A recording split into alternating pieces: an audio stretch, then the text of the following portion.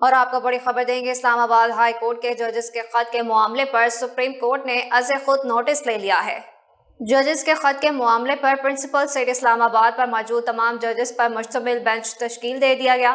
7 رکنی بینچ کی سربراہی چیف جسٹس آف پاکستان قاضی فائز عیسیٰ کریں گے۔ بینچ میں شامل دیگر ججز میں جسٹس منصور علی شاہ، جسٹس یحییٰ فریدی، جسٹس اطہر من اللہ، جسٹس مسرت ہلالی، جسٹس جمال مندوخیل اور جسٹس نعیم اختر افغان شامل ہیں۔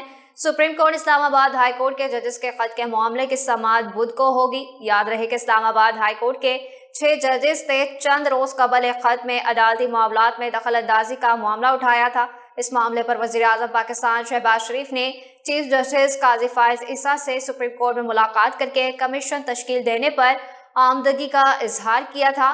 بعد ازاں وفاقی کابینہ کے اجلاس میں بھی جسٹس ریٹائرڈ تصدق حسین جیلانی پر مشتمل کمیشن تشکیل دینے کی منظوری دی گئی تھی۔